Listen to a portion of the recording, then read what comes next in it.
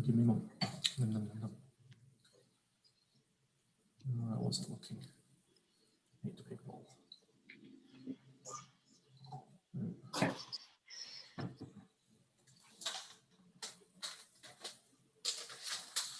Here they are. Here they come. Hello, everyone. Hi.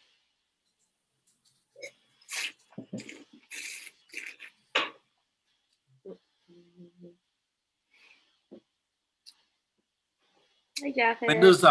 When does GCon come back this year? Does it come back? Is there another shipment? Later the year, I think. Later in the year. Yeah. Hi, Wendy. Delicious. I want to try. I don't know. It's a long shot, but I want to see if he'll give me anything different this year. Does he make a lot different? Yeah, he actually makes a lot of different different rice varieties. I think he got asked by Hakusudu to use their rice, Hakusudu Nishiki, which is really weird because it's like a very different place regionally, but also stylistically. So, but I think he just experiments. You know how some winemakers get given new barrels, new shapes to try out by the coopers. That's the sort of thing I think is going on. Yeah, definitely has a spirit of adventure. So why not? That's how you evolve. Is you try something new, or you accept a. Oh yeah, Rachel's tell him there's a market in Toronto now. Yeah, I know. Very true. Yeah, he's very good. He also always watches Instagram, and he's like, "Oh, thanks," with smiley face. Even my natto photos, he likes them. He posted today of I think it was some.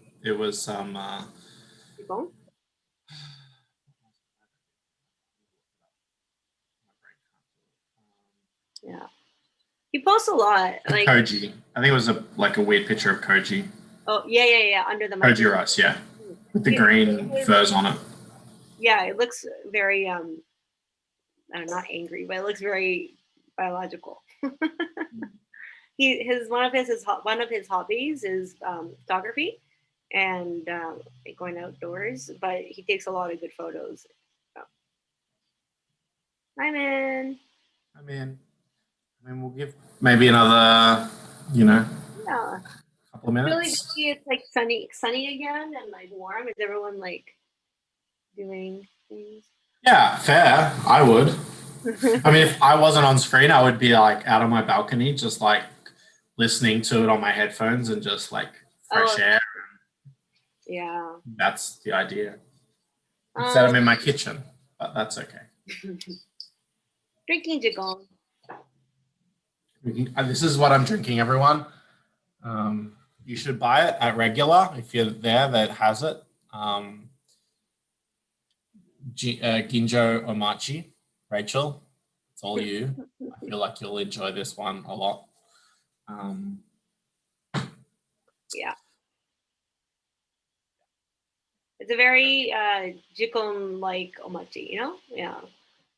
So we talk later about water and stuff. Yamagata is one of my favorite places for sake, but Yamagata water and some of their brewing style with omachi rice, it goes really well together. Whereas some places there's a reason why Matsumoto, Sawaya Matsumoto, Shuhari, they make the omachi, but we didn't end up picking it up because it was soft water, and then him, and then omachi was not quite the But Jikon's was really good, and not that his wasn't good, but Jikon was really good. It was exceptional.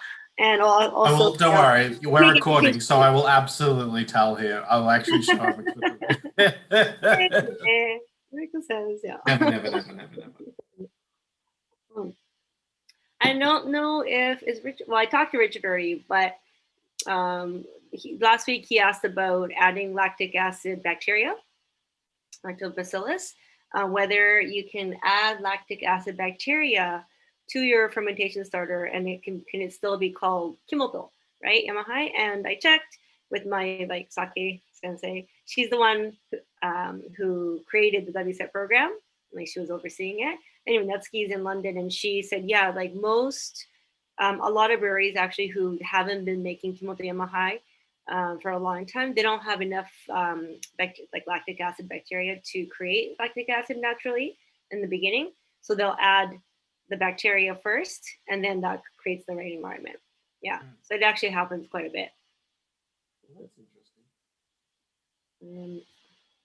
Yeah. I guess we're all here now. Today's kind of a wild range of sakes. I'm happy with them. Yeah, I'm happy with the selection. Bottles were fun. The bottles were fun this time. Masumi, of course, Nimurosigi, and then yeah, I'm glad the wine cell was available, and Takinotsuyu too. Even though I needed an extra. Hi, Jonathan. Pauline. I needed an extra moment to figure out what kind of sake it was. I needed also like twice the amount of time to figure out what sake. I was beyond confused. Yes, for sure. Masi wouldn't lie to me. I think he was trying to sell me something else, and then yeah, I forgot which one. God bless him. Love Masi. Does he do tastings? I'm curious to like. I was like, should I reach out and like see if he'll sell me something? I mean, I'm sure he'll sell me something. Yeah, and he's got a great portfolio. I would say I'll give you like 3 sakes that you should ask for. Sometimes it gets a little confusing, I've heard. Yeah. Okay. Sure. Okay. Some people might have to watch YouTube later. Yeah. Yeah. Let's not punish the people who were on time. That was what my first boss always said. That's a good thing. That's a very boss kind of thing to say. It is a very boss kind of thing. Great. All right. So today is all about regionality and all the question marks that around regionality. I can share a screen already, right? Oh yeah. Yeah.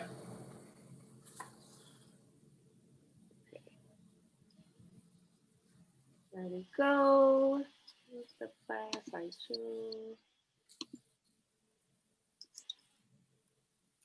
Day 3. Wow. Time flies. Kind of. It doesn't really fly, but you know, time moves. Yeah. That's the concept of time, I suppose. Yeah. Okay, so today's class is, like I was saying, about regionality, and we've got 4 sakes that are really, hopefully, helpful to illustrate this very big concept. We have sakes from different yeasts, which are rooted in different places. They come from different places. We've got a sake that's made with wine yeast, and what that means. Right? So we're going to hopefully bring in what we learned in day 1, day 2 into these sakes. Yeah, and there's no everything today is sokujo is fast fermentation, but yeah, other than that, we should be able to bring things from the first 2 weeks into this class. Right. Okay, so what is regionality? When it comes to sake, we'll talk about some of the concepts and the question marks and the like thoughts going on right now in the sake world. Terroir, what that means again for sake. We talk about rice, we talk about yeast, also about like who's growing it, who's making it, right? Like the what is it called again? The Nodotoji, making sake the way that they do. Like, why is that, and how do they bring that into the mainland or into Shiga specifically in this example? These are all really interesting to look at about like human movement and where they migrate to. Things like trends and direction. There's definitely, like my 15-ish years of sake, there's been some big waves of people who really love kimoto making, who have like started to dabble in it, and some of the things that they're focusing on now. Okay. So geography, Japan's a pretty small country. It's actually quite tiny. It's like a third of the size of British Columbia, because it's pretty small, but it's very, very long. Apparently, it's over 3,000 kilometers going from northeast to southwest. And when we talk about Japan, like people kind of look at it, think about it as like Tokyo, I think, or like Osaka, big cities, right? But even in those places, you step away from the city, and you're in what looks like this, like mountains and farmland and rivers. So it's very a farmer and like fishermen, fishing people heavy in terms of industry. Various climates. I spent my summers in Hokkaido, and that is very similar to BC. So it wasn't much of a shock for me. But then you go to Tokyo in the summer, and it's 36 degrees, which is really hot, right? And it's really humid. And then you go to the south and even further into Kyushu or even Okinawa, which is now part of Japan, and you get like a very, I don't think it's quite tropical, but it's a subtropical or close enough to tropical climate. That's where we decided we were going to retire. Sean keeps talking about that. Yeah. Wonderful. Okinawa retirement. Like, I think you've got a few more years, sister. Yeah. And Okinawa's got like a completely different culture. Like people are different. Like they speak a different language. It's incorporated into Japanese. There's different food culture. They were saying summers in Kyushu are brutal. I bet. I've never been there in the summer, but when I went to Kyushu in October, it was still like 23 degrees. So yeah. And like, different weather also means that the people, I think, like are different. Like you grew up with different kind of mentality. I always talk about how like Vancouver people are a certain way compared to Ontario people, right? I think climate is a big part of it. When I was in Kyoto and I went to a Okinawan bar, it was a completely different experience than I'd ever experienced. People are super friendly, right? I think like there's very friendly, lovely. The music is different because the culture is different, and the colors, it's just all very, very different. Okay, so regional cuisine, seasoning, how the food is seasoned changes throughout the country. So this is a pretty big generalization again, but from north to south, as you go further south, as a general rule, you're going to get more rich, more sweet flavor profiles.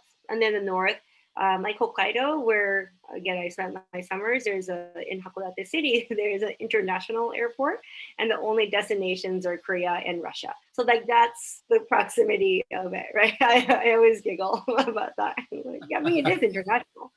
I get it. Yeah, technically, it's not Porter. It's not the Billy Bishop Airport. No, they go to the U.S. too. Anyway, they do. Yeah, they do. Yeah. So yeah, it's a very wide-ranging in terms of humans, what they eat, what the climate looks like. The very first picture I think I showed in one of my slides where this is Akita, right? This is from the rooftop of Taiheizan Brewery, and they get apparently I think the least amount of sunlight in all of Japan. But there's a saying that the women of this like cold region of the north are really beautiful. They have really nice skin because they don't get that much sun exposure. That's just, yeah. I wonder if they're happy. I'm just wondering. Okay, so what is regionality? Sake style is influenced by where it's made, who makes it, and what it's made of. And of course, this includes natural factors like rivers and streams and mountains, and also human influences. Where it was made was an indicator of how it would taste for all the reasons we're going to talk about tonight, but also it was a limiting factor. Because in the south, where it's warm, if you wanted to make a cool fermentation style sake, it was really hard unless you used a lot of electricity, which is possible now, not back then, right? And now a major topic or theme is that you can make sake of all different styles all over Japan or even outside of Japan, because you can ship rice in. You can change your water. You can do so many things that makes it possible. We have brewers now that go to school for brewing and fermentation. Like I guess you could go to Brock, or you could go to different places for winemaking or beer making. It's the same for sake. Whereas in the past, they would be taught by toji guilds or your father or your senpai at the brewery. So everyone's seen some version of this, in the past. Rice, water, yeast are the ingredients. Actually, I think my past slide would have said koji, but I've changed it here to East to reflect our topic tonight. So rice, different rice is suited for different growth in specific climates. Right, we've looked at different types of rice, like you're drinking omachi tonight, Nick, and for the sakes we have, they all have, there's at least four, well, more than four actually, rice varieties represented. But the two big camps for sake rice, and we're talking specifically about sake rice, is that there's early ripening and late ripening. Okay, so the late ripening, so the bigger, older rice, I would kind of equate it to like noble varieties, if you will, and Yamada Nishiki, Omachi, Ayama, those are the ones that are considered late ripening because they are harvested about mid-October or so. But what's common about them is that each of the grains are bigger. The strains themselves are older. They're not as they're not newfound or newly created rice strains, right? They are older in the evolutionary line. Right? They're taller by physical size. Like some of the older strains are like 160 plus centimeters, so like 5'5", something like that. They're pretty tall, right? And they need more sunshine, which is to ripen, which is why they are ready more in October rather than like September, which is the timeline for early ripening rice. Yeah. So okute wased is just a term, right? It just means late or early. And going back to like vintages for a second, if you have, when people say it was a good vintage or a bad vintage, you also want to kind of think about, which rice grouping was it? Your early ripening rice might have been better off, maybe, if there was worse weather in October, or vice versa. Right. Early ripening rice, this includes rice like Gohyaku Mangoku, Miyama-Nishiki, and these are cooler climate rice varieties. So Niigata is a big producer of rice, Toyama too, and these strains are ready usually in September. The grains are smaller, the plants themselves are shorter, the roots are also less short. And if you think about, like, you did an alpine tasting, right? Like maybe a few weeks ago? Yeah. But I always remember like geography class when you saw this like diagram, and if you go up the mountain, then the plants get like, what is it, like needly. The leaves are needly and they're shorter. If you have this like ginormous tree on top of the mountain where it's a few degrees colder, they're not going to survive, right? Is the kind of the way to think about it. And again, of course, sake rice was cultivated for a certain suitability. Gohyaku Mangoku, Miyama-Nishiki, these are newer strains, and they were specifically chosen for the characteristics that make them able to withstand cooler climate. Yeah. The grains, if you like, hopefully try to think back to, when we were talking about rice a couple of weeks ago, more specifically, if the grains are smaller, most likely their shimpaku is also smaller, right? And they're harder and they have less moisture in them. It's harder to polish. And they don't, and cooler climate rice actually doesn't melt as well as bigger grains, right? So also if it doesn't melt as much, then you don't get as much flavor. So that's how it's all kind of connected, if you think about it that way. The next big ingredient is water. And the number one question that you kind of ask or think about, I think, is hardness usually, but it's only one part of the question, right? So hardness is just about calcium and magnesium. So harder the water, the higher the number. There's like an American system and a German system, which is very confusing. But anyways, higher the number, the more minerals. And you need both amounts in different levels, at different levels for your fermentation to occur. But so again, things like heavy metals and other things you don't want will interact negatively, right? So you do want to have good, clean water, but where it comes from is part of the terroir. But we do also throw in the fact that you can do so many things with it, right? Like third wave water. You get the tablet, you put it into your water. Here, now you have barista competition water. So you can do so much to it, right? But again, if you want to experiment, smart water, the one that Jennifer Aniston promotes. And what's the hard Evian, right? If you look on the bottle too, Evian says like, I think it's like 300 milligrams per liter, something like that. It's pretty high. And then smart water, of course, it's not natural water, but smart water is like very low. It's under 50 milligrams per liter, I believe. So that you can kind of taste the difference on your palate and in texture and things like that. Yeah. Water hardness. Yeah. Different breweries are all over Japan, but the one thing in common is usually that they're by a water source. They might have to dig further into their old well so from time to time, but usually it is from where they are.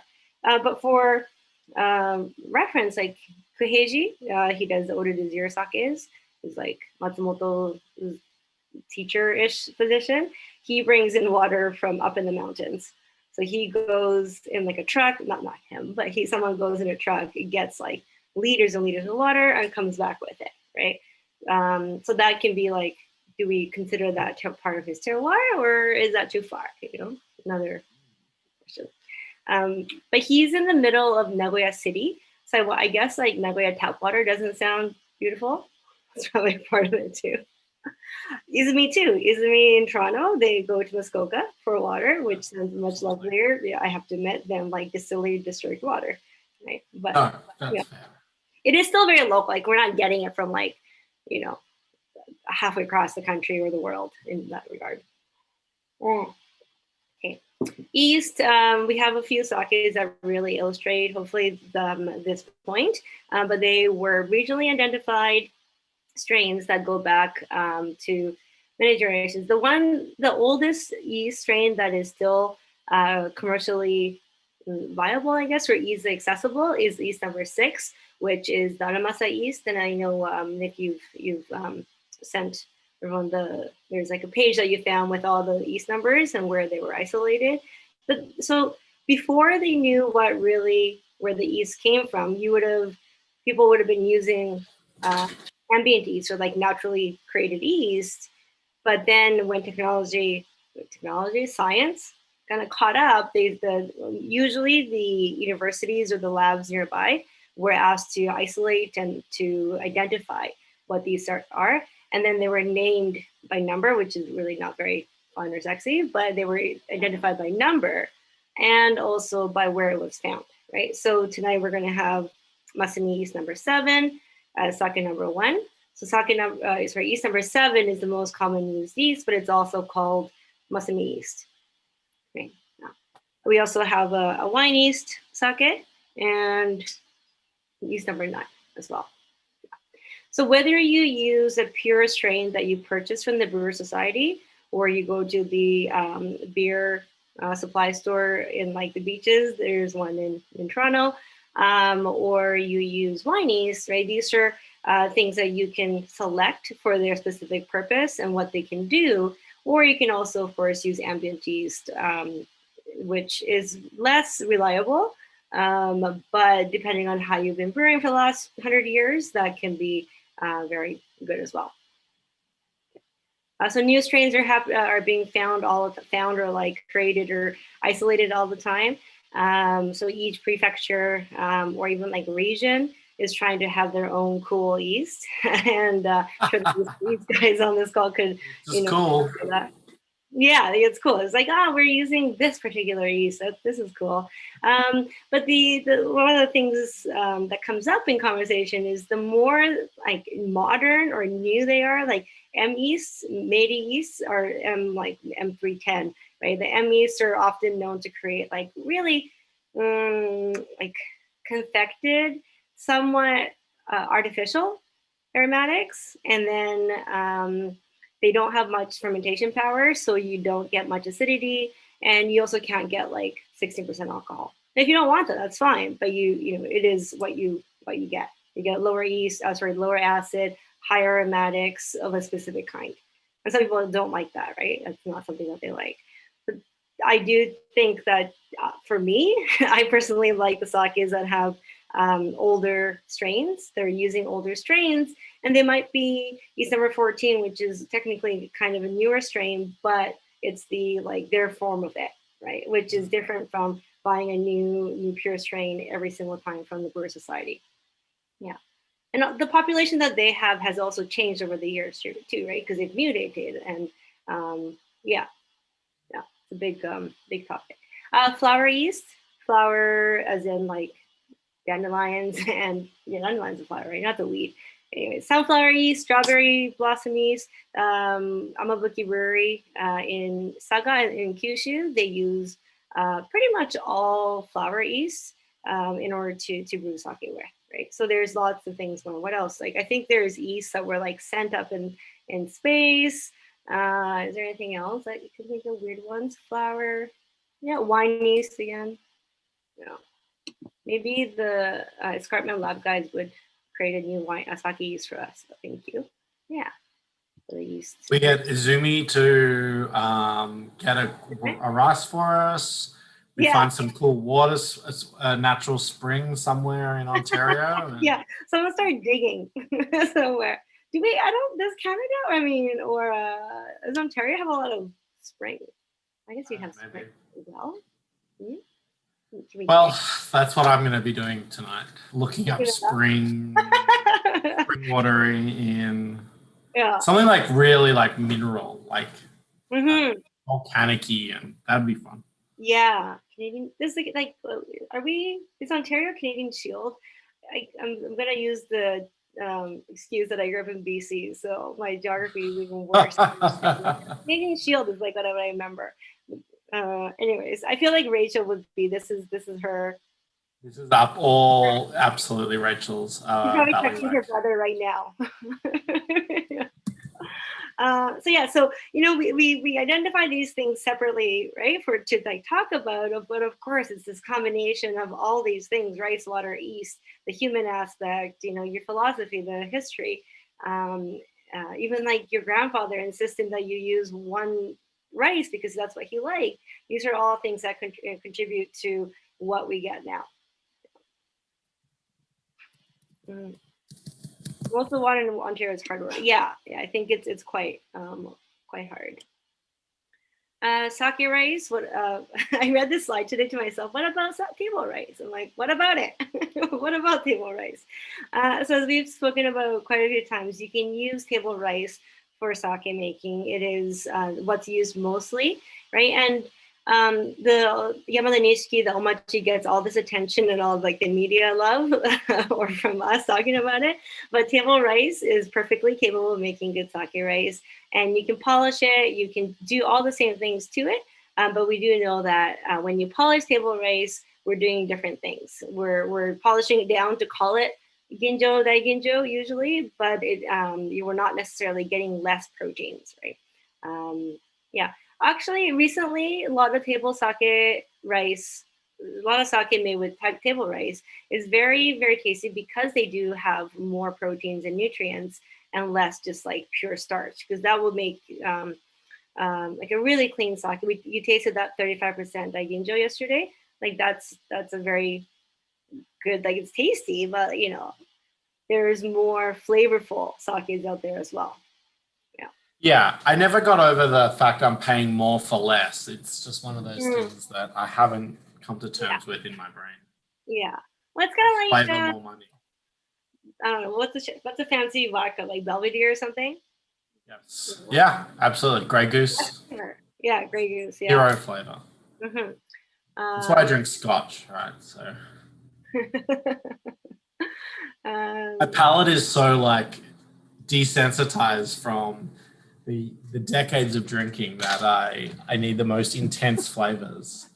I don't smoke cigars, but that's kind of what happens, right? Right? Yeah, people I think get really desensitized for sure. Or what I want to taste sometimes is the sushis and the honjozos that taste like it's not super flavorful necessarily. Like you know what I mean? Like it's very crushable and drinkable. It's like drinking a good pilsner.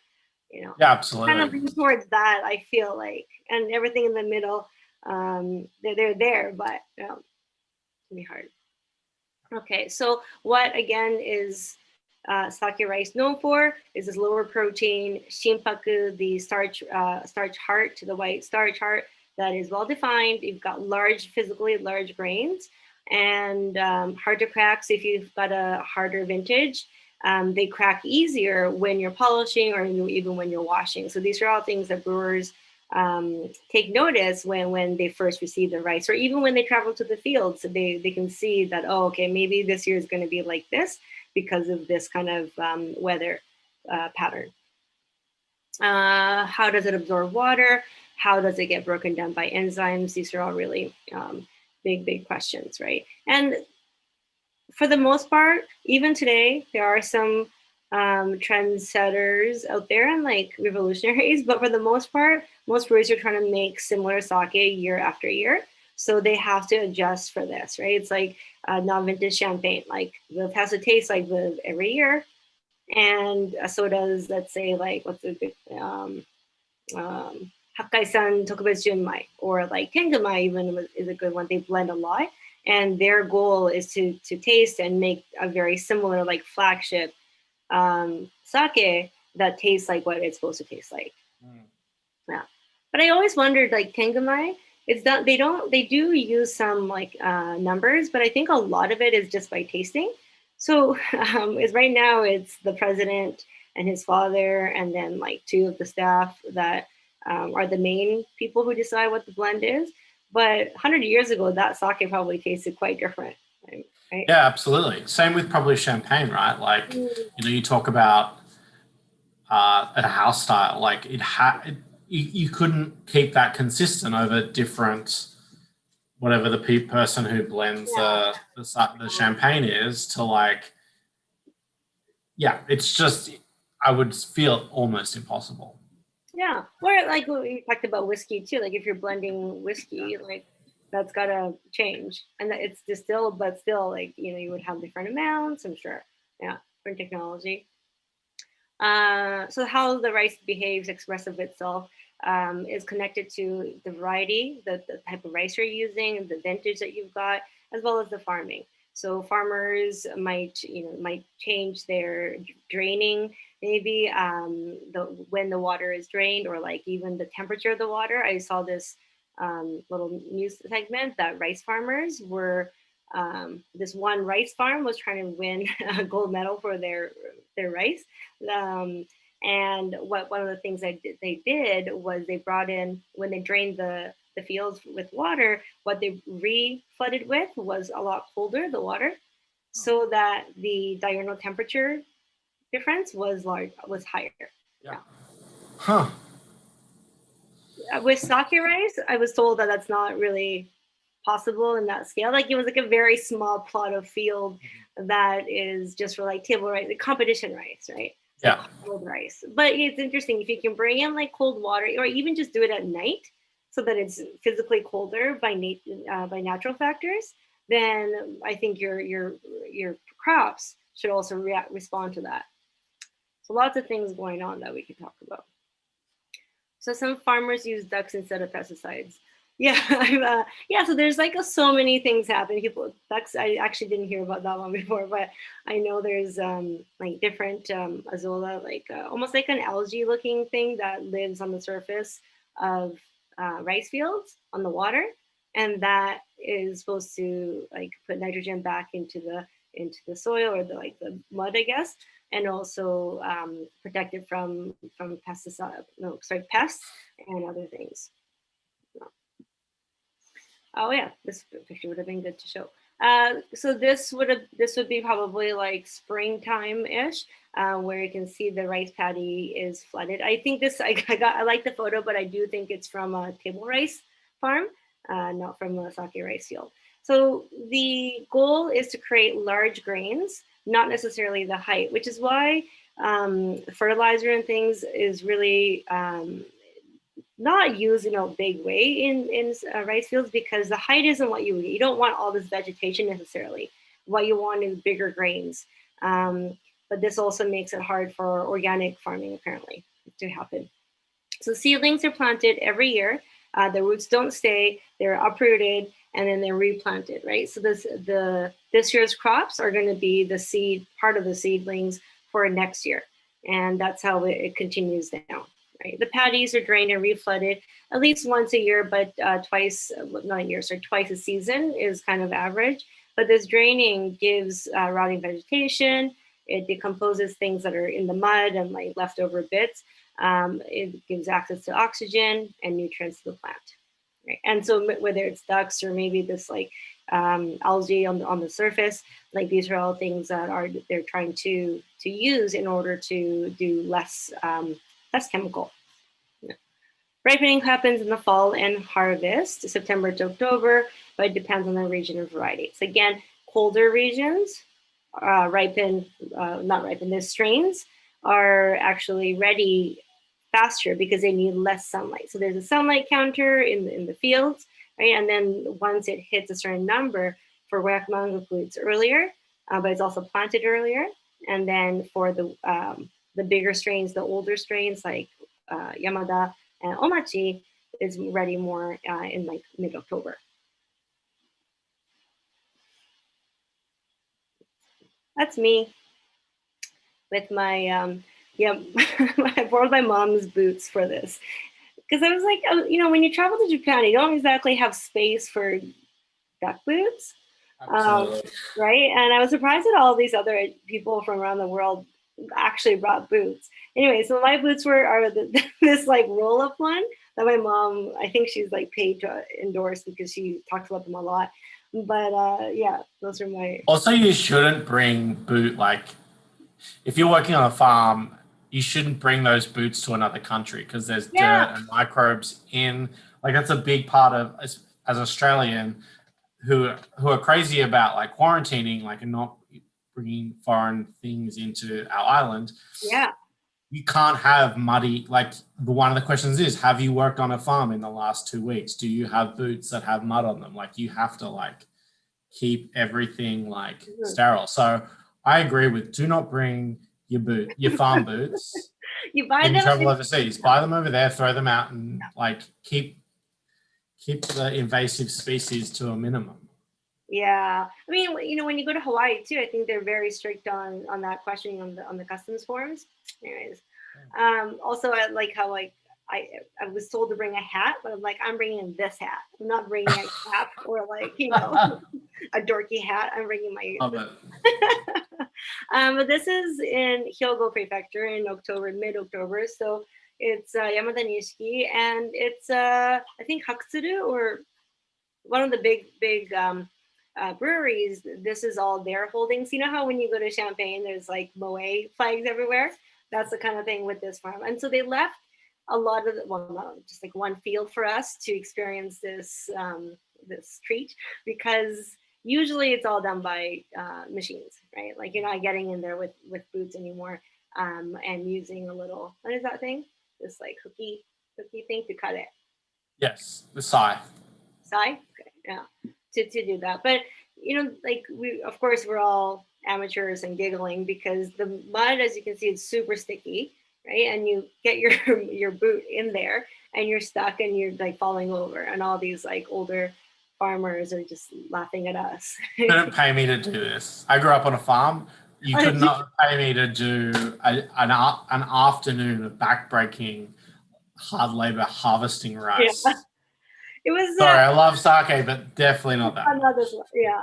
I think it was basically like everyone was just selfies. I don't know. Yeah, some people had some selfie sticks. Yeah, this is what we were doing. And this way of like bundling them and putting it up on these bamboo racks. This is something that like no one knows how to do anymore. So some of these men here are the last of the people who know how to do it. There's like a specific way to tie it because you're also using rice, the stalks in order to tie this, and it's very.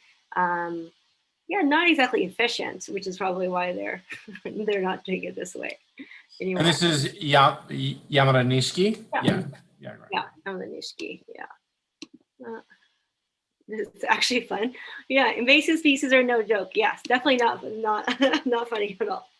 But the last thing about my boots is that when I was coming back from Japan to Canada, I had washed these boots, right? But like how much can you wash boots in a hotel room? So when I was filling out the customs form, I was like, oh my God, is it clean enough? And then last fun fact, my mom just texted me today that she bought these boots for me on Amazon Japan, and they're en route. So I'm supposed to get them on Thursday. So if you see me with these around, you know, very long. I'm gonna be looking at your shoes for like at Yeah. least the next year to see what shoe you got. She lives in Vancouver, so she doesn't understand like what season in Toronto would we be wearing those boots. Yeah, I'm done Rainy with season, no. the story. Okay, rice varieties. Yamada Nishiki. So there's like, I think 5 that identified on the next 2 slides, but there's over 100, right? And there's always new ones. There's new prefectural ones. There's new like crossings. Like people want to have their own original rice. They want to name it after their prefecture, you know, their, I don't know, like governor. It's quite political as well. But number 1, Yamada Nishiki, the crown is there because it's the king of sake rice. I'm not sure what the queen of sake rice is, but I'm just going to say it's omachi from now on. So Yamada decided now. But these specific rice varieties, apart from the, no, like they're famous in specific places. You can grow them in different places now because of things like global warming and technology. But they are most famous or most planted, most associated with specific places. Yamada Nishiki is mostly associated with Hyogo Prefecture. You can grow Yamada in Mie Prefecture, for example. Jikon has Yamada Nishiki from Nabari City or Mie Prefecture, but it commands a higher price in Hyogo, and that's just where it's known to be the best. Easy to polish, it's easy to work with. You always know what you're going to kind of be getting when you have Yamada Nishiki. The grains are large, you've got your shinpaku, and it makes up about 30% of what is used in sake rice. And again, we're specifically talking about sake rice. So 1/3 of it is Yamada Nishiki, and it's known for this like elegant, pretty, soft texture. If you ever get to taste like one sake from one brewery, but done with 3 different rice, that's a really good way to see the difference. Gohyaku mangoku it's always a mouthful. You can just say gohyaku. It can sound more like a sake pro that way, maybe. Gohyaku, so gohyaku means 500, and then man is for 10,000. Goku is for koku, which is a unit of measurement for Japan, but like mostly for rice. And it was to to celebrate when Niigata produced this like milestone number of rice. And I think in the 70s, 80s, something like that. Yeah. But Niigata is known for lots of snow. You get like 2 meters of snow in the winter. And if you remember that, you think, okay, Niigata, Goyakumamoku, it's cold. You get cool climate conditions. You get shorter stalks. You get smaller grains. And the rice itself is harder. So you get a less soft, like a less juicy sake usually. You get this like hardness that people always talk about with this rice. But it's also because a lot of brewers will play that part up. They'll use this rice when they want to make like a sharper, more lean sake. 25% of the sake rice that's used is Goyakumamoku, so it's like one of the top rice varieties used. And Niigata is where it's mostly used. Okay. Miyama Nishiki. Miyama means beautiful mountain, and this is from Nagano. Cool, not cool, but cool, mountainous, Nagano, Winter Olympics, skiing. It's similar size to Goyakumangoku, but you get kind of a more softer texture, a little smokier sometimes as well. The original, I think, Toshi, or the consultant who helped Izumi, sorry, in Toronto, they are from Nagano. They're from, I think that she was from Masumi Brewery, so they have a very close relationship with them. Yeah. So rich Nagano style, the Nagano sakes are usually this kind of like fluffier, bigger, bolder, smokier style. And this was done really kind of more on purpose to differentiate themselves from Niigata. Niigata, you get like clean, crisp, sharp, lean, whereas Nagano is going to be like bigger and fatter. Yeah. And that's mostly not just about the rice, but that's mostly to be like, we want to be different. Independence. Because they're next to each other, aren't they? Well, like kind of neighbors, right? Yeah, pretty close, right? And they're both like cool climate, places. Yeah, they're very close actually. Nagano's mountainous, no coastline. Yeah, but yeah, very, very close to each other. Other ones, Devasan-san and Omachi are two that are both really flavorful and interesting. Devasan-san is from Yamagata. It's only in Yamagata Prefecture. Dewa is the old name for Yamagata region. And so if you see the word Dewa, anything, it has something to do with Yamagata Prefecture. It's a special mountains. The Dewa Mountains, those 3 mountains that are. Yeah. That was my deep dive into Yamagata this last week. I have been to one, but yeah, I have not the others. It's a beautiful place. Highest per capita consumption of ramen in Yamagata for some reason. Yeah, this is because it's from Yamagata Prefecture. He's the one that he's the brewer behind Yamagata Masamune, and the guy with the glasses on his head is one of his team members.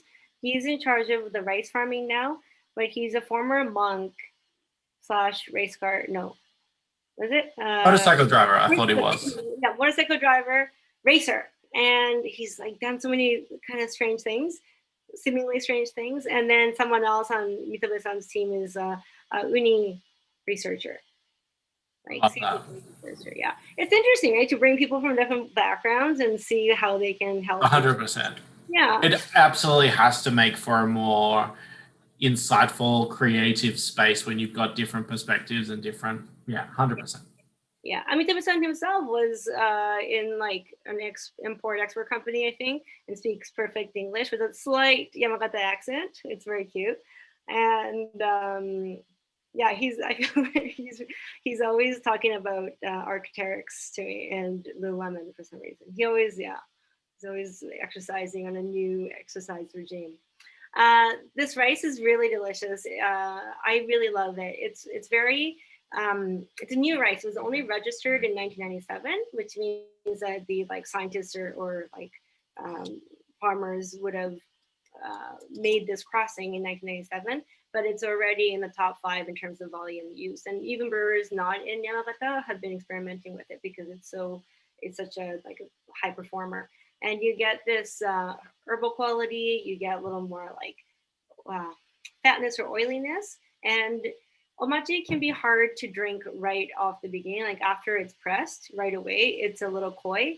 But then Dewa-san just is so juicy and like really tasty right after it's pressed that some people argue it's not quite ageable. Maybe there's still like a lot of competition around that, but it's just so tasty. And Yamagata Masamune's Junmai, it's just this like their lowest end sake, is one of my favorites from them. Yeah. Omachi. Okayama Prefecture is where pretty much strictly Okayama. And then if you've seen the word Akaiwa or if you've seen Bizen, these are specific places within Okayama Prefecture. It's kind of like single vineyard or like a village level omachi rice. The omachi is one of the oldest rice strains that are left. So omachi and Yamadabo are the 2 oldest, right? And these are the ones that are like the pure strains. Everything kind of came from that. So even Yamada Nishiki is a cross of these 2 varieties to make Yamada Nishiki. Yamadabo, some people have started using that again, and it's pretty wild. Like it needs to be aged usually, but they're really tasty.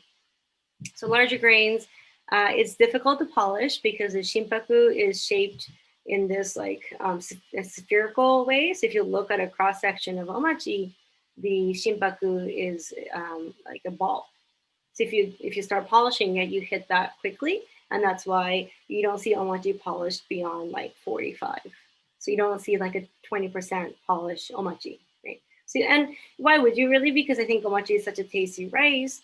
You get the texture, you get spiciness, and the more you polish, you would just kind of take that away.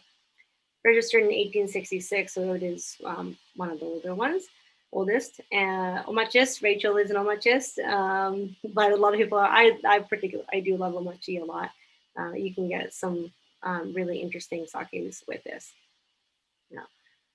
Other ones, regional Yamada Bowl again is the like parent to Yamada Nishiki. One of Wataribune is actually the same rice or the same DNA as omachi, but it is a shorter kind of mutation of omachi, just in a different region, and it's Shiga Prefecture where they found it. Hatta Nishiki, that's another fun one. That's from Hiroshima. Yume no Kaori, like this is Fukushima. There's a lot of rice all over Japan. It's farm country. Then there's people like Aramasa who only uses local, only rice from Makita, and I think a lot of it is table rice. It was ozeki, sorry. But you can see, right, like it's super sticky, and you can see these rice stalks after they've been cut, so they've been harvested. Yeah. This is mid-October. It was quite warm. Very beautiful though. We had a really nice day, but I had like really bad allergies because apparently the flowers or like whatever is blossomed on the rice is I was allergic to that. A lot of people were getting like rashes on their hands. Yeah, that's absolutely what would happen to me as well. What did you have growing up on your farm?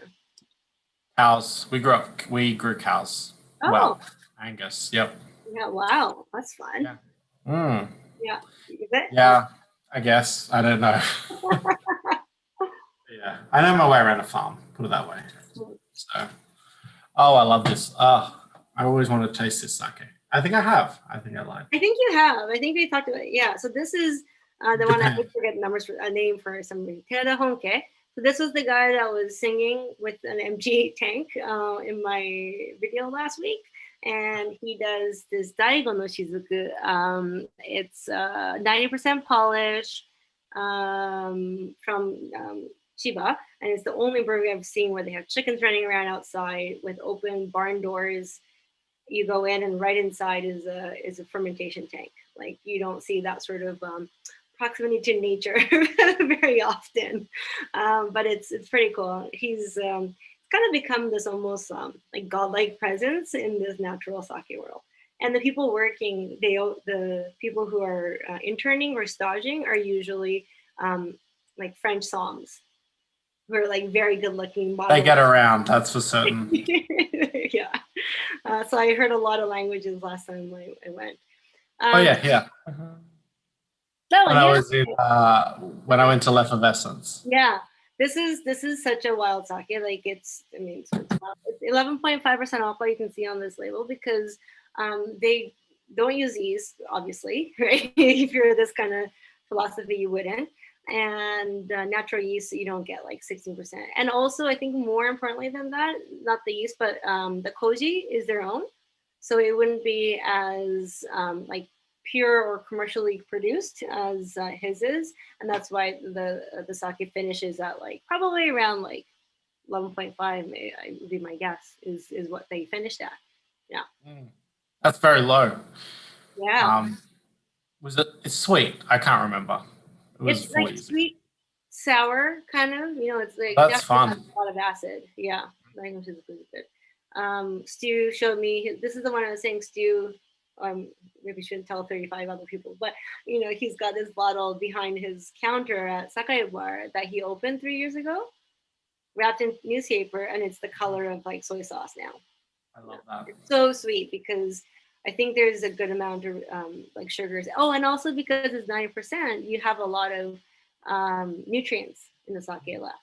Yeah. Okay, so trends.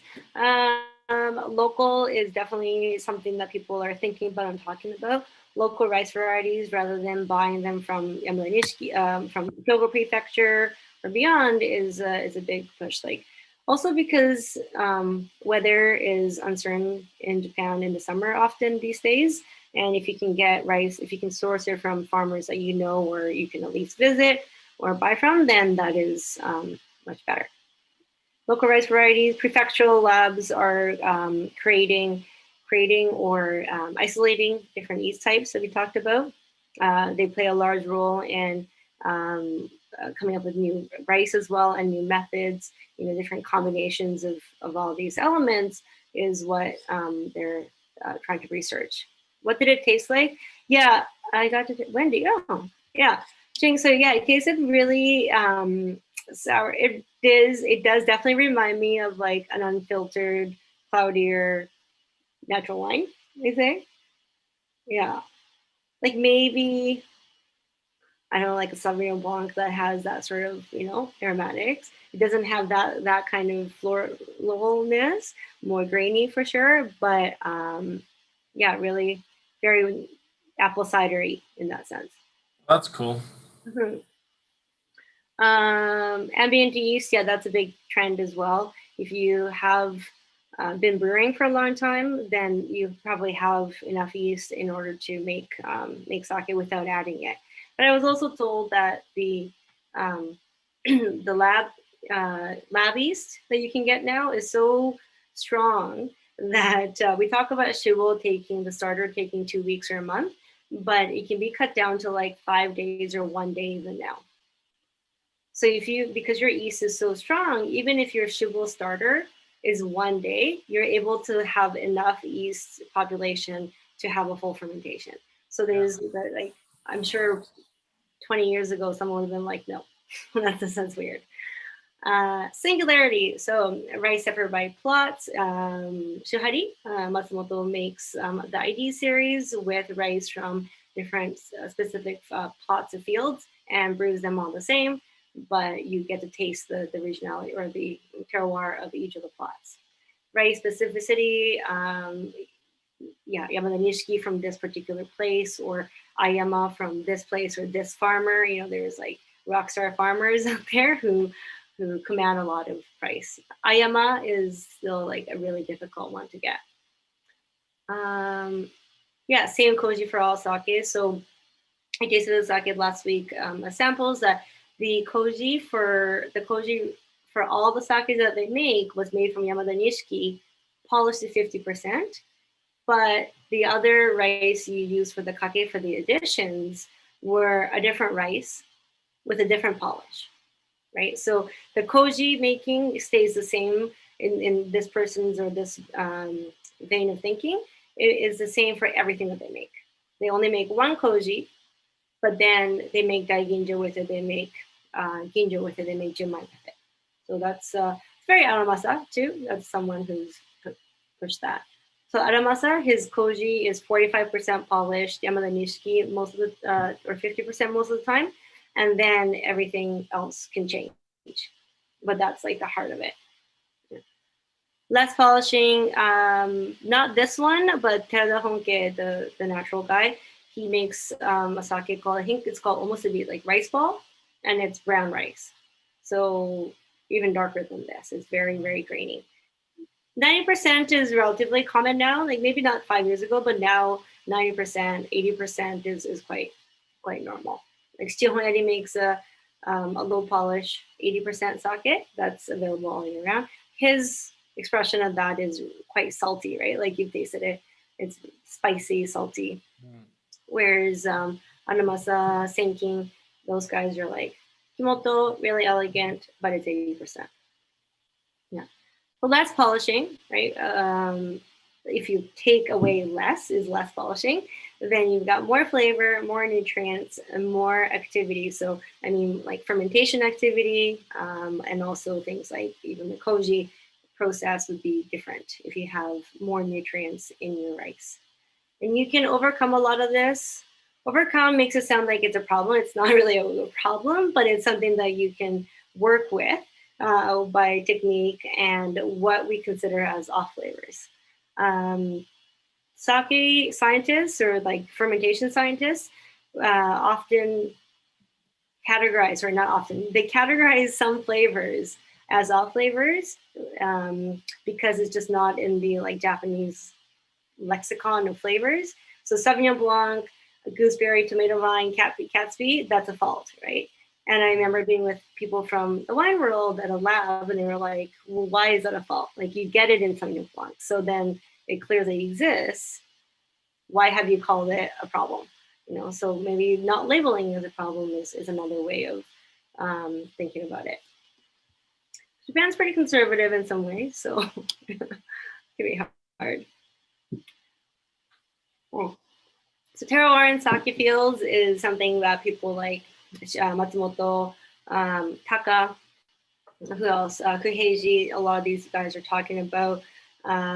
Definitely, they're inspired by wine. Of course, the word terroir is not Japanese. It's written in katakana. So terroir. Geography, how it's grown, who grows it, what's done. And there's just, of course, so many things we can talk about in each of those points.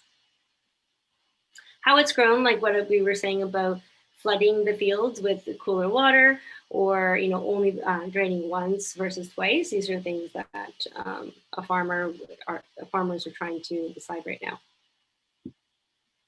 This is the right direction of the photo that that I have in the background of one of my slides. So this is again Hakkai-san. This is the god of lightning, they say. There's a little shrine somewhere in the corner. Traditionally water was sourced locally, but you can ship it. You can also go get water from wherever you want. Wells, underground sources, streams. Water in Japan is very soft on the whole. It's 60 milligrams per liter is average. That's pretty soft. Ontario is pretty hard by comparison. And any clean water can be used, and you can make the water that you want. I've seen brewers have bags of things in the corner. I'm like, what's that? They're like, oh, nothing. yeah. They're like, let's not take a photo of that. It's nothing illegal. Obviously, it's not. They're not putting cocaine into it or something, but you can make the water that you want in order to get the result that you want, right? And that's the benefit of modernity, maybe one of it. Mineral composition. Water has calcium, magnesium, but also a slew of other things that we need. But part of the mineral composition, it can also come from rice. So rice has minerals, of course, and how much you can melt your rice in order to access that mineral is also part of the fermentation. So you do need a certain amount of magnesium. Just soft doesn't equal better. Like with any sort of extraction, like if you're making tea and you use really hard water, I think in the UK it would be harder water, right? Probably a lot of islands are harder water, I feel like. But I wonder if you used soft water, or water in Taiwan with Taiwanese tea is a combination, but I wonder if you used different water with British tea, how different it would taste. Hard. UK is very hard water. Yeah. So you would need a lot of tea in order to get the flavor. I'm not sure if I'm making exactly right. You would need a lot of tea, I think. Famous water sources. Nada and Kobe are the two. That's right. Nada and Fushimi. Nada is in Kobe, or it is Kobe basically. Nada and Fushimi are regions within these places, and they are most famous. They get talked about a lot for their water. So Nada water was considered miyamizu. The definition is holy water, like God water, and people used to think that it was blessed or God's water, so because it would ferment really well. But then they realized also because of the minerals. God plus minerals equals good fermentation is what they realized with Nada water. The sake that they make in Nada tends to be a little more less floral, not ginjos, a little sturdier. They used to call it otokozake, man sake, and ushimi sake, women sake. Ridiculous. So I didn't put that in there, but fushimi is softer. In fact, of Hide's water. This cherry blossom picture is from Matsumoto. It's quite stunning. Beautiful. So softer water, less vigorous. You've got lighter intensity. Gekkeikan is there. In Nada, in Kobe, you've got Hakutsuru. These two sakes, if you get them from the LCBO now, they probably unfortunately don't taste super original because they're both really big breweries. And what we can get at the LCBO is like entry level, right? But if you go there and have some of their like flagship sakes, you'd probably be able to tell that Hakusuru is this harder water, less floral, and that Gekkeikan has this like prettiness about it. Yeah. They are a very important region still. They make up about half of all sake production in Japan. It's a huge amount. But yeah, the big guys are there. Mm. This is, Taka. So in Yamaguchi Prefecture, which is known for, besides Taka-san, you've got Dasai as well. And this is the Akiyoshi karst caves. If you are a teenager or like a student in Japan in this region, apparently you get taken on like school trips here a lot. But over the last few years, I think it's less popular. It's less of a destination, but it's quite stunning. You go into this like huge system of limestone caves, and just this like one picture even alone, right? Like it's a lit up path, and you can see all the structures that like nature's created by limestone. And the water here, like you can see them. Maybe blue isn't the color of limestone, but I just imagine there's a lot of like mineral in that. Yeah, so you can go through here. It's pretty amazing. And Taka-san sakes, he's a big proponent of regionality and terroir in with rice and with his sakes, but also you can see that kind of like texture from the water that he uses, which is part of this karst system, cave system. That's him. This makes him look quite intense and a little like weird, I guess, but he is that way, so it's appropriate. So he is the Toji of Taka. So this is the sake in this photo here, and Toji is a title. It's a job title basically, right? And it's the master brewer, but not all presidents or not all brewers are Toji. There's only one master brewer. There's only one Toji. Okay, and they're responsible for all parts of sake making. So there might be a team for this part. There might be a team for like bottling, but this person oversees all these functional groups. Okay. The Toji guild system was developed in the Edo period and 1603 to 1868. So like, what is that? 200, almost 300 years.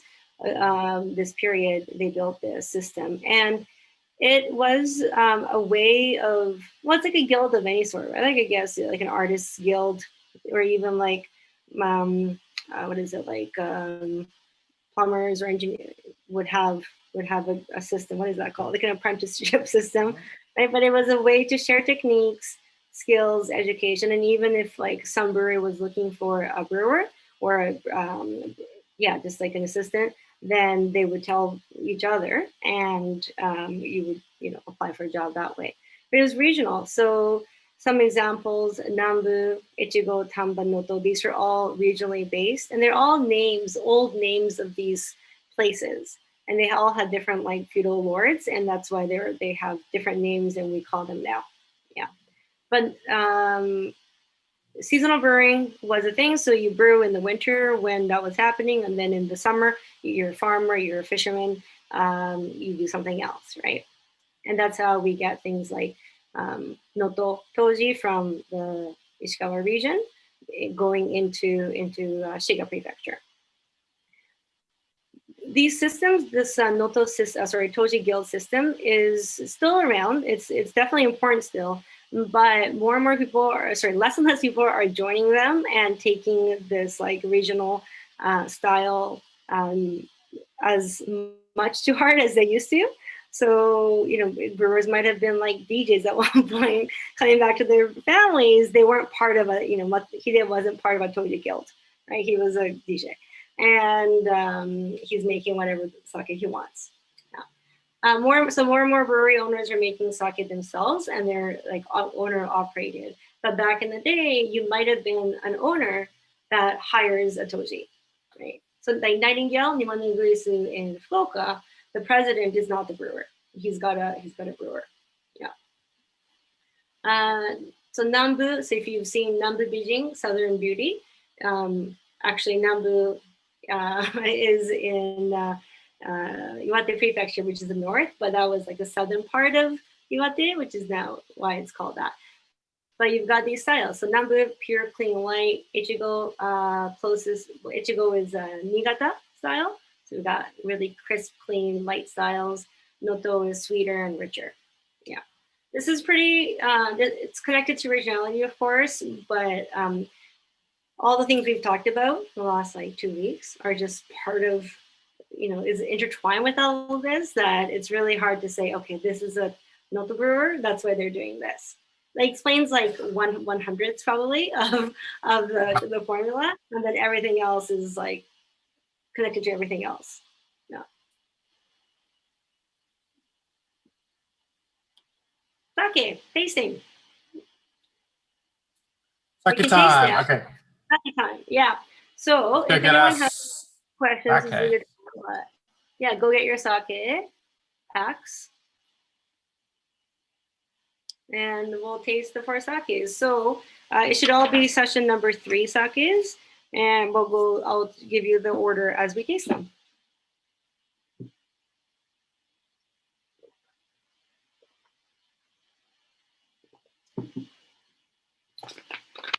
Oops. The very first sake is going to be Masumi. Masumi Kaya Junmai.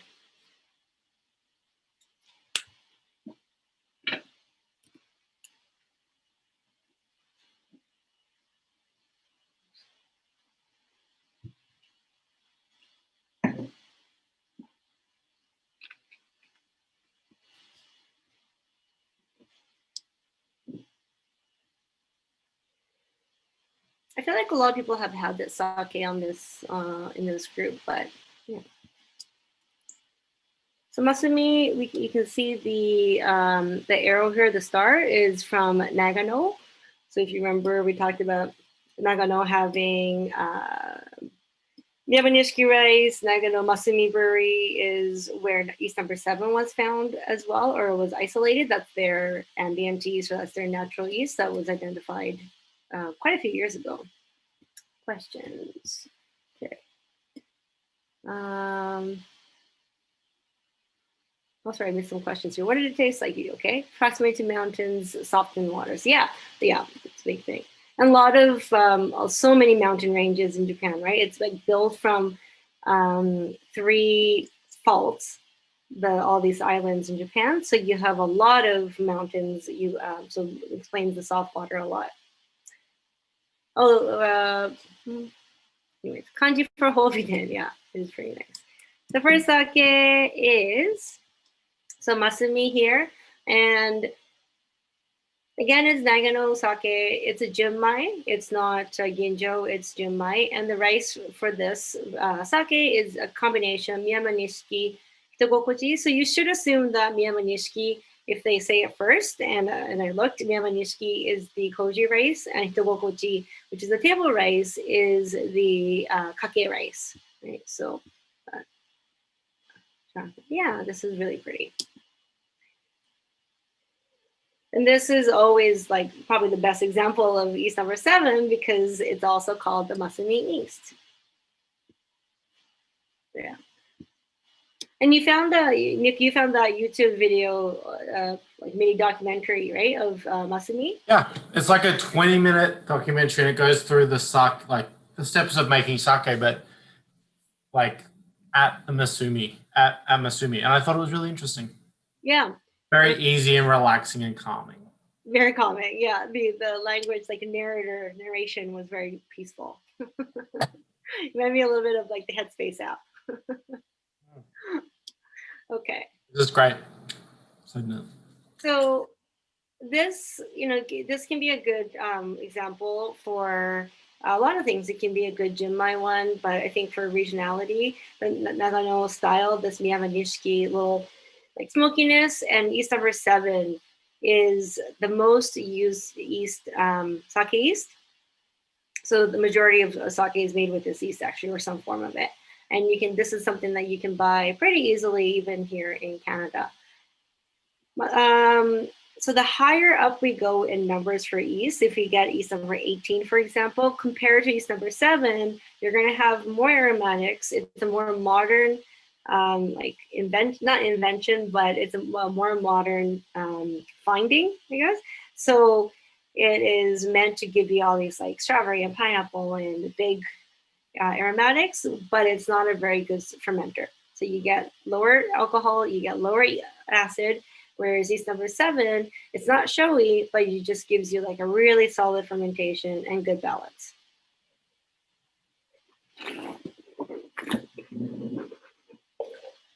Yeah. It's so easy and pretty and drinkable. Drinky. Yeah. Also has this like salinity, saltiness, just like texturally, not as like a minerality kind of thing that I always enjoy. Masumi's, Yeah. I don't know, it's not a That's Life brand, but it is probably my favorite non-That's Life brand in that it delivers. They seem very nice, They're doing some cool things too, I think. And since the kids, like the next generation has stepped in, there's like things like their pet nat, the labeling. This is, I think, still their classic line, but the colored. Oh, oops, sorry. This is not the right one, isn't it? Because the one that is in your pouches and a Peter Pan is the brown one, the Kaya. Mm-hmm. Okay, sorry. So this is the wrong label, but the Kaya is like part of the new color collection, right? It's really pretty. Yeah. Masumi sakes are like just very Nagano, very classic. Sometimes Nagano sakes can be like thicker because of that regional, like, I want to be different thing. But Masumi is a little more kind of elegant that way, and just really also like very well priced. Yeah. Yeah. And like, I don't know, I know there is something to be said to the fact that like, I know if I ever see a sake list and I see Masumi, I feel confident ordering it. I know what to expect. I know that I'm going to have a very nice sake, and there is a benefit in that, especially in sake where you can feel very intimidated and feel very unsure of where you're going and what you're going to taste. That's the beauty of Masumi. It's very reliable. It's a very predictable sake, for lack of a better word. Yeah. What's a good like wine? I wonder like what's a equivalent. There's no reason. Oh, I mean, yeah, absolutely. Yeah, I'll take that back.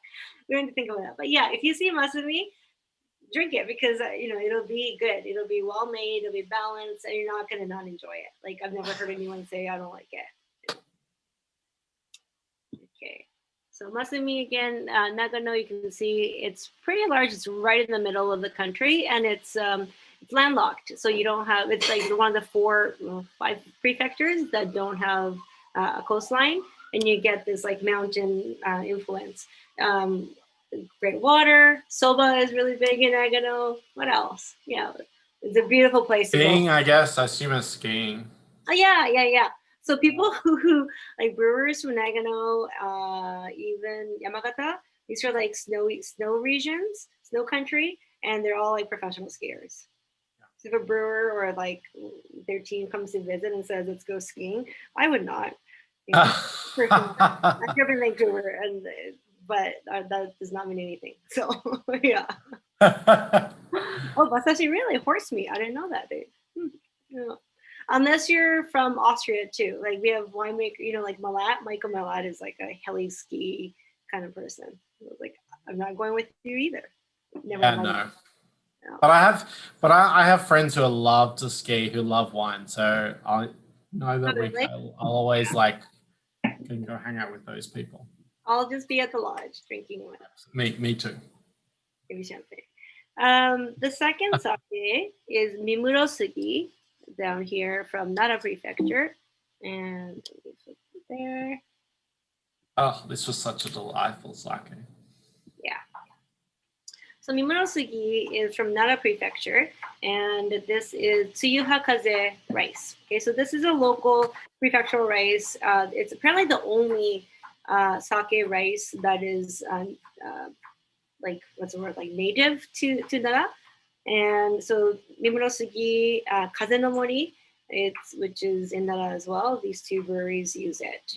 And this is Imani's-san in the picture there. He's also quite young. He used to be a salesperson or marketing for somebody.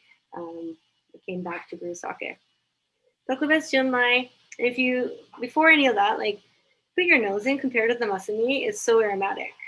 Yeah, like this is yeast number 9 and it's ginjo notes, but like the oldest ginjo yeast they're gonna have.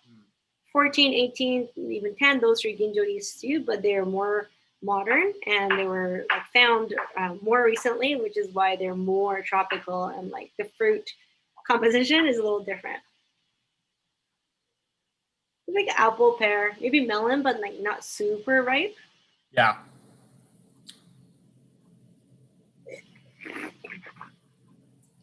And floral, like it's kind of floral on the nose. Blossom, like the coverall word for. So Tsuhakaze rice, polished at 60%. It could be ginjo, but this isn't their ginjo. They have like a different ginjo. Tokubetsu Junmai is number 9. And so yeast number 9, you get these aromatics, but the acidity is still really fresh. Like you can feel it, I think, over in your palate. Whereas you try an 18, I think we did try an 18 last time, and that one is, Zaku, the very first day. We tried sake number 4, and that was really aromatic, really pretty, but I bet you if we tasted it side by side, it would be a little less acidic. And also because my son is like born in 1983 or something, and so relatively young in the sake world, and you definitely see kind of a generational difference with what people like. You know, the younger people like acidity, whereas older the generation doesn't see that as a positive thing necessarily. Vanilla apple pie, somebody says. Oh, that's nice. Like warm spice? Yeah. Maybe like cinnamon kind of notes there. Nara is the old capital of Japan, and that's where the god of sake lives in this particular, in Mimuro City. In Miwa City. The motto for this brewery is drink Miwa City, so you drink Miwa. And it goes back, the history of sake brewing here, of course, goes back a lot to the 1500s. And so they're very, very proud of that. Tell you all the time. Or like the reason why sake exists is basically what they're saying, I feel like. Well, what happened? My PowerPoint error. Really great. Okay, let me get it back. Yeah, I always think a different cereal when I drink sake. Frosted Flakes. Yeah. Okay. It's been a while since I had Frosted Flakes. I bet you it's pretty good. I'm gonna have to force quit, I think, my PowerPoint. Hold on a second. Okay. Nick, you have to tell a sake joke or something while I try to get PowerPoint going. Sake, a Toji walks across the road. No, I don't know any sake jokes. Can you imagine? Actually, here's my funny sake story. It was in the news. The town of Noto in Ishikawa got in trouble for spending all their COVID-19 money on a statue of a giant squid. Really? Wow, that is an amazing story. So they spent $200 something thousand on a big, huge statue of a squid. Yeah. And it was, I'll show you. Oh, you guys all have seen it. Jeff has seen it. Davis has seen it. Yeah, I hope it's a very nice, like bronze squid. It's pretty squiddy. That's such. It's a pretty horrible. Like, it's not horrible, but it is definitely a very strange. That's such a Noto thing, I guess. Yeah, so Noto would use squid for their fish sauce, like for their, instead of. Oh, I just share the screen. Oh no, I can't share the screen because you're wanting to not share the screen. Oh no, I can. Wait, what do I do? You're sharing the screen, but look it up. Noto, Noto, squid statue on Google. It kind of, I love Noto style sake. I'm not ashamed to admit that. So when I saw that on my news feed, I was very happy, and I was like, it was just a giant squid. Oh, totally. Yeah. Izzy, I think you just sent it. Yeah, 100%. That's it. Yes. Yeah. Yeah. Cool. Wow. We all have new news feeds to follow up on. 800 million yen. Yeah, that's a lot. That's a lot of. Yeah, I'm betting that it's not a hoax. Oh my God, now I see it. Okay, so I can share my screen because that's just very. It's a like. Can you see that now? Yeah, it's not a small squid, but it's also not like it doesn't feel artsy. It feels very like confrontational. I feel very confronted if I saw this squid. I'd be like, okay. Wow, Jonathan, thank you for the joke here. In French-Japanese restaurant, how do you know the mackerel is good? Saba bien. Saba. Yeah, but so this my partner loves mackerel. It's his favorite fish in the world. And really? It took me so long to realize we were ordering always these from Imanishi, their bento boxes. And I had these horse mackerel bento boxes for months, and I never noticed it because I never knew what Saba was on the menu because it said Saba bento. And I was like, one day I was just looking, I was like, I know Saba was mackerel. I think for you to buy I would have been such better standing. But Nations, or I think Nations have it too. At PhD, they all have like frozen Saba. Yeah. Right. This is why I love mackerel here. I have a really good recipe for like miso, miso stewed is the wrong word, but like miso glazed mackerel. I think like the Korean miso mackerel stew, I've seen it in TV shows, looks very good, like with rice. Yeah. It is delicious. You know, they say that Japanese people are obsessed with food, and we are, especially like, you know, me.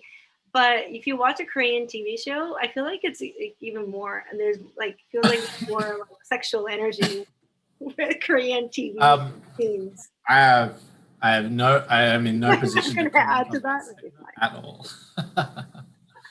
Hey, Hakko Gakko. Yay. Okay, but you know who else is obsessed with nothing tops Tampopo. Yeah, Tampopo is a very good food show, food movie. Sorry, Tampopo is like legendary, isn't it? Okay, I'm gonna share from here. I know how to. If you're on Netflix, Midnight Diner, Tokyo Midnight Diner is one of the best TV shows you'll ever watch in your life. There's a oh my God, chef. There's a cartoon manga one called Food War, I think. It's on Netflix, and it's very, very. But it's like a cooking school / competition. Yeah, have you seen that? Yeah, Mikey, like Uncle Mikey, told us about it, and I was like, oh. Yeah, Midnight Diner is the way I relax. Ooh. And like remain passionate about food and being in a restaurant to go, oh, this is what it's all about. Connecting people with things that evoke memories for them. And actually in the restaurant, right? And talking to people. Yeah. This stamp is wrong. That Mirko and I discovered over the course of a few days. It is, well, it's Honjozo, well, not technically. It is to you, but that's as correct as I got. Yeah. So it is Take no Tsuyu, the last sake in your pouch. It's the name of the brewery. Take no Tsuyu means the frost of the bamboo. Anyways, and this is the Hakuro Suishu. And as Nick said, it's Honjozo. It's 65% polished. They call it seishu or like sushu in some places. But anyways, it's polished at 65%. And I looked at, so the name of the sake is after Hakuro, is one part of the year. So according to the lunar calendar, the year is broken into 12 segments. And Hakuro is the portion, I think, up until the fall, like autumn equinox. Yeah, around there. But it's based off a poem that a Chinese poet, was Rihaku, apparently. That's as far as I got. I'm surprised that I remembered that far, actually. Not much. Maybe. Okay, so this is actually very cool. So it's 65% polished, okay? It's Yamagata Prefecture, which is one of my favorite places for sake, to be honest. And it is made from a mix of locally grown rice, right? It's not all local rice. It's not only Gyawasan-san, for example. There's other rice varieties. But it's a mix of their own varieties as well as others that are grown by the brewery. It's kind of like domain, and every year it changes. Some years, even rice that doesn't make it into the classification system, like it's what is that called? Not disqualified, taken down a rank, right? Classified. Yeah, declassified rice will make it into the sake. So every year it's different. So it's a very actually like modern way of thinking. That's not something that they would have done back in the day. Is this GI Yamagata something that's becoming more prevalent in? No. Oh, great. Just yeah. So good it was a very good start. It was a very good, like, there was people who were really invested in it, and it was a good start. But GI Yamagata, the geographical indication Yamagata, unfortunately, to get all 53 breweries to agree to the terms, it was really difficult. And there's some big players in there, right? So Itobe-san, for example, was telling me that it was just so political, and to get everyone to say yes, the rules for GI Yamagata had to become so easy that he thinks it's almost worthless. Like, he's one end of the spectrum for criticizing it, and then there's people like Dewazakura, who is like much more of a community leader, who's like, no, like it's still a good thing, you know, it brought everyone together. Is there a prefecture that's considered GI? So yeah, I'm going to talk about this in a sec, but Yamagata was the first GI. There are others in the works, and I think Tamba has one too. But the idea is to try to get this kind of protection and in place where you're protecting it, like Champagne is, or different places to have guidelines and rules. But GI Yamagata, again, to make it super easy for everyone to agree on, it can be made. It needs to be made with rice grown in Japan. It needs to be brewed in Yamagata, and it needs to be bottled in Yamagata. Which, it sounds kind of funny, but it's because there are some breweries in Yamagata who like bring in sake from other places. They like buy bulk and then bottle it. And that happens all over the country. But to have this GI Yamagata stamp, you have to make it in Yamagata, bottle it there, and it has to be made from domestic rice. Pretty low barriers to entry, unfortunately, which is why a lot of brewers do not use this stamp, right? And they don't want to like really endorse it, but it is a good step in the right direction. What are the kanji that's on the little bottle in GI Yamagata? What does that mean? Yamagata. So Yama being like the character of a mountain, and then Kata is shape. Yeah. I just realized that this blue circle thing is a G. Okay. Or did you know? Did everyone else know? Because I was just, yeah, we all knew. We all absolutely knew. I thought it was just the usual sake. Like the sake cup circles. Yeah. Actually, that's probably what it's reminiscent of, but they kind of made it into a and they probably did it in the hopes that other prefectures would use the bottle to like put their kanji and like so it would be standardized, but right. I guess not. I mean, that's tricky because, say an appellation, which is this is what it's reminiscent of in France or in other, is to give you confidence to say, okay, this is Champagne, this is what I expect. I don't know whether I could say, I would know what to expect if I was to have a GI Yamagata sake. What would I be getting in the bottle? And that's kind of the point of a GI is to go, this is, I mean, it isn't, but it's a big part of it, right? It's like to go, oh, I know what I'm getting. No, I think you should go work, like go consult for them because clearly they need, you know, I think they've missed the point, right? And in order to try to get everyone's vote, they've kind of like, what was the And point? that's tricky. Yeah, Absolutely. 53. Morocco is uncharcoal, no charcoal filter, No, correct? thank you. Yeah, no Yay! charcoal filtered.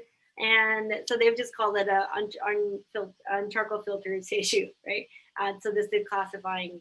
Yamagata Prefecture splits into like a harder water regions within Yamagata Prefecture and some soft water places. Just by tasting, I kind of feel like this would be a softer water area. Mitobe-san Yamagata Masabune is definitely harder water, and you get that like sharpness and structure, and probably his wine background too. But this is, yeah, I love it because it's such a tasty sushi or honjozo, or whatever this is. This is really good. I really, really enjoy this.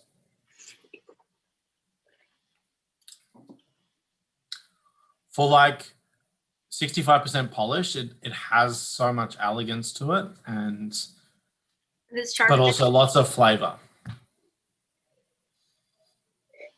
And I also like that as a blend, right? Like it is a blend of local rice. yeah, So you're not trying to convince someone that it's the like not that it's a deception, but like there's no focus on the rice. There's no focus on it's the focus on the sake making. That is what they're trying to like, emphasize, which I think is really important. and that's their take or their thinking on terroir or their or regionality, right? Yeah. Yeah, I have a whole Ishibon left over in my cellar, so we said we're going to save it, but there's a good chance that I will be drinking You'll it. drink this. This This is, is, I forgot how I think delicious it'd this be is. so good with like sashimi or like vinegar chips. That's what comes to mind. Yeah. Yamagata food is great too. So Yamagata is known as like ginjo land, but they make some really good junmais, and this is a non-junmai. But it's just like really drinking people. I think that's part of it. I imagine. Muroka, so we'll cover like the kind of what they call after brewing, what happens part. But Muroka, no charcoal filtering. It's some people make a point of reading it. Clearly, this brewer has. I think it doesn't tell you that much. Like it means a lot more, I think, when it's like Muroka Nama Genshu. Like if it's Nama undiluted and charcoal filtered, it's probably a pretty big sake. But just Muroka on its own, so many breweries now are not using charcoal or to like not very much. That yeah, it's an interesting question mark. Is it Morocco is like zero charcoal? Like, Yeah, is that the law? Like, it's like, but wow. you can filter in other ways. Like you can use a membrane filter or like a cross filter system too, right? So yeah, it's interesting. Dewa Sansan, Dewa 33 is another kind of classification in Yamagata. And this one is probably a little more rigorous or a little more regulated. So for this Dewa Sansan sticker, this like three mountain, because Yamagata has three famous mountains. That's their logo. But Dewa 33 is our sake. You can use this name if you make your sake with Dewa Sansan rice, first of all. Sansan, the characters actually don't mean 3-3, but it sounds like it, so it's just playing on it. Made with this rice, made in Yamagata, like made in Ginjo style, I think, as well. And so there's a lot more rules when it comes to Dewa 33. I don't know as a consumer how much that means to people. I feel like maybe like tourists at the train station, you might be like, okay, that's something I should get. But here, I don't know. Actually, I've never seen a sticker or a GI sticker on Dewazakura even, which is pretty famous brewery. No. Okay. So all like really, things are happening politically on the national level, on the prefectural level. We're still waiting to see if this is something that takes off in a real way. The GI Yamagata was only 2016, so it's still young. I'm sure we'll see some evolution. Oh, this isn't sake number 4. Sorry, there's one more. I was confused for a second. One more sake. Whoa, wine cell. So Dave, you said, you like the characters. I didn't put the kanji on here, but you can see on the photo. So ho-o means phoenix, and biden is beautiful fields. So kobayashi brewery, but ho biden sake, phoenix. And he's in Tochigi Prefecture. How do I describe him? He usually makes really like juicy, very floral, very tropical sake.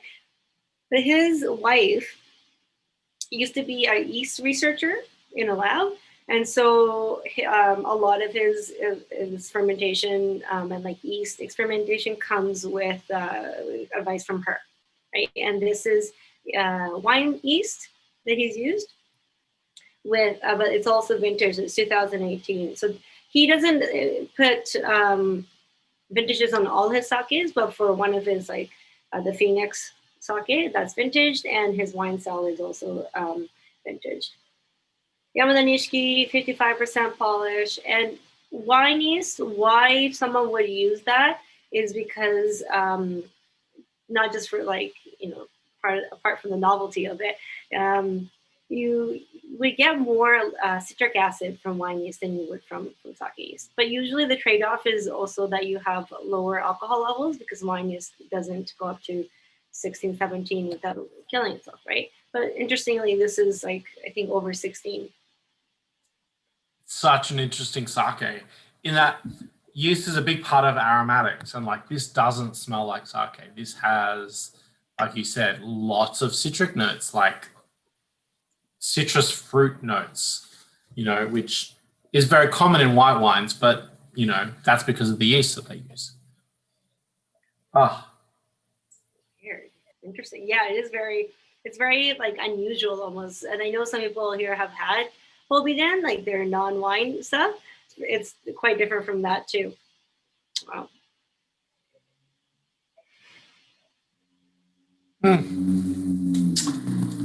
And it has, I definitely have that sweeter, and the alcohol is a little less, I think. I can't remember specifically, but it's kind of fun. It's a very interesting one, sake. How come it's more sweet and sour and more condensed? That's a good question.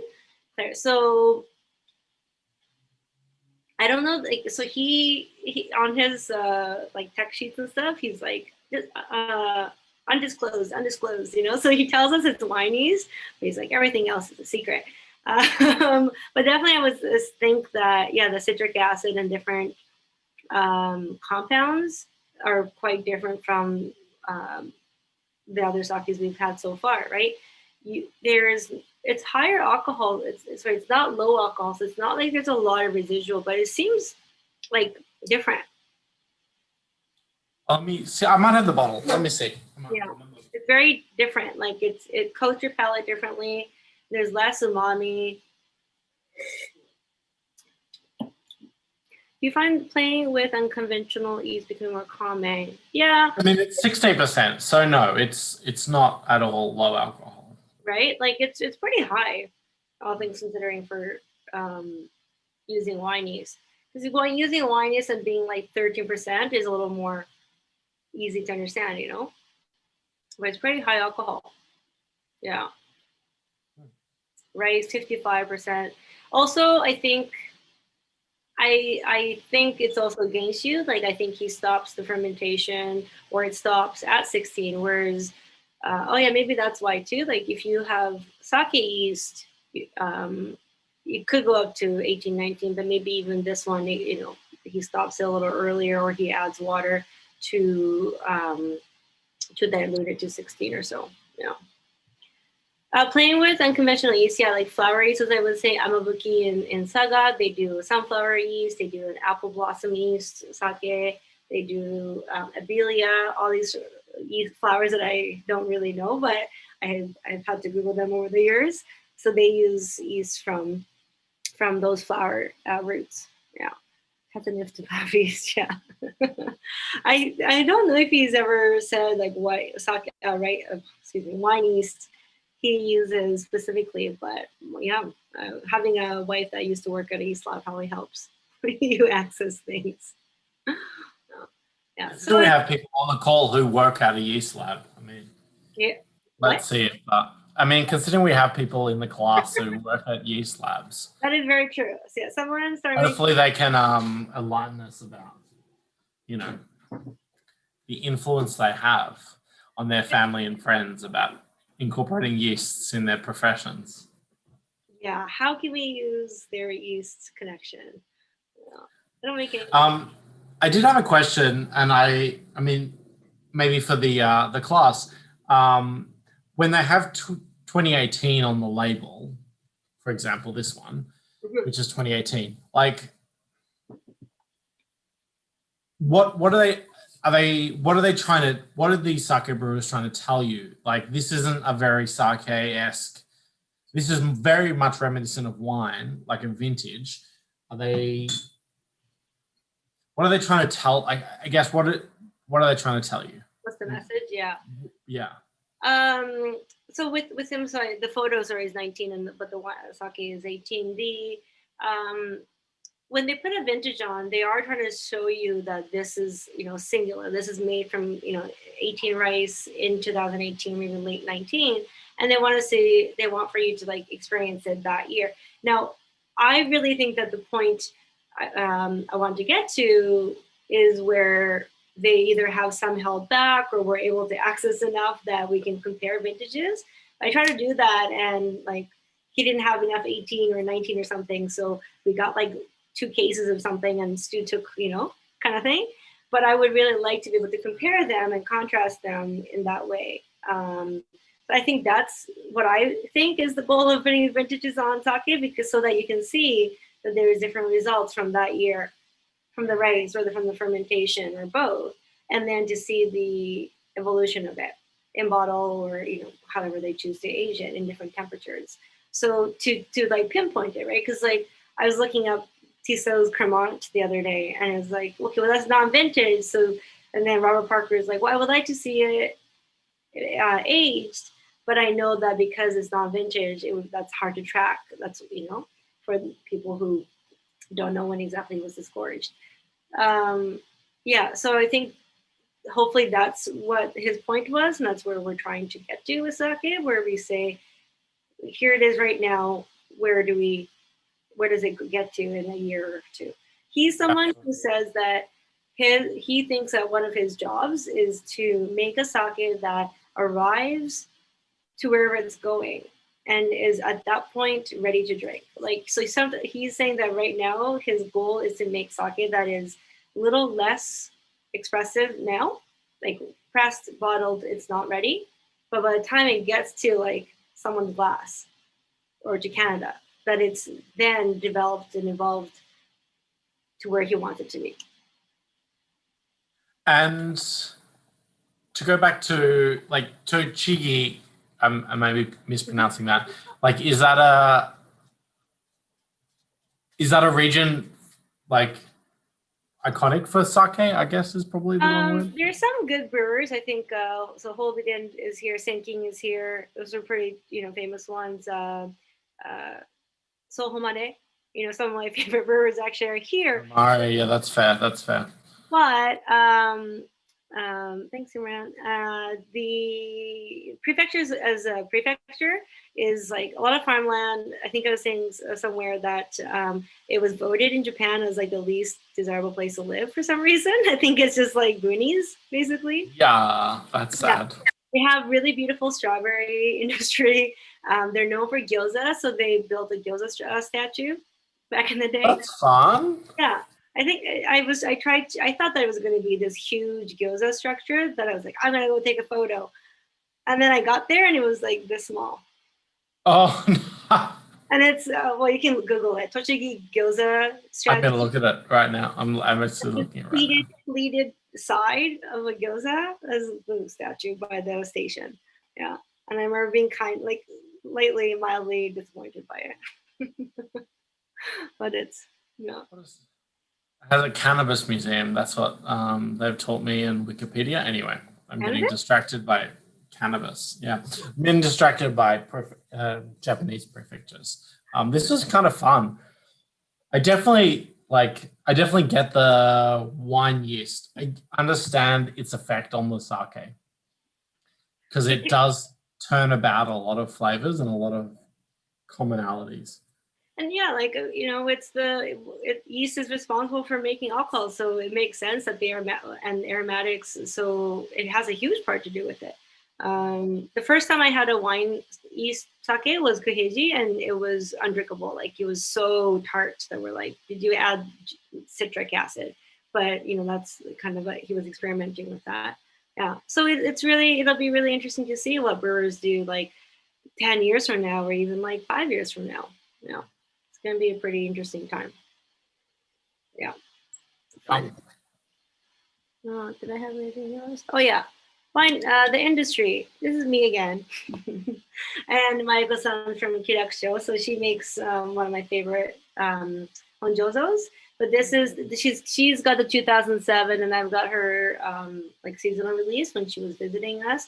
So she's young, took over her family's brewery in Shiga, and is trying to not reinvent completely, but is trying to tell her own story, right? Of like what she wants to do and where she sees her family's brewery and her sakes.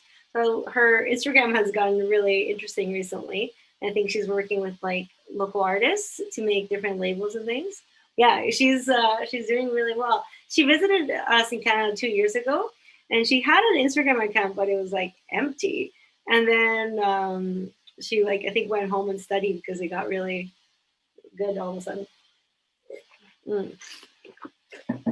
So in 2015, Nihonshu, Japanese sake, became a GI actually, as well for sakes brewed in Japan with rice grown in Japan. Again, that's not really tough requirements, but they were trying to protect the word Nihonshu, because if you're making sake in the US or wherever, like Canada or Australia, then you shouldn't use Nihonshu. I also don't think anyone was using Nihonshu, in my opinion. Like Nihon sake, Japanese sake. Like, would you? Just yeah, it seems a blatant lie if you're making Nihonshu and like everyone knows you're a sake brewer based in the US or in Canada. Yeah.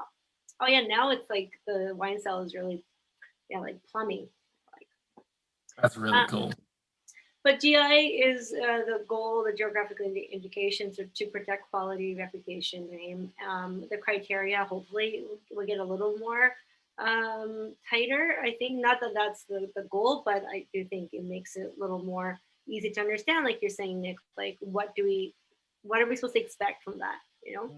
Right now, GI Yamagata is like, okay, so Japanese rice brewed in Yamagata.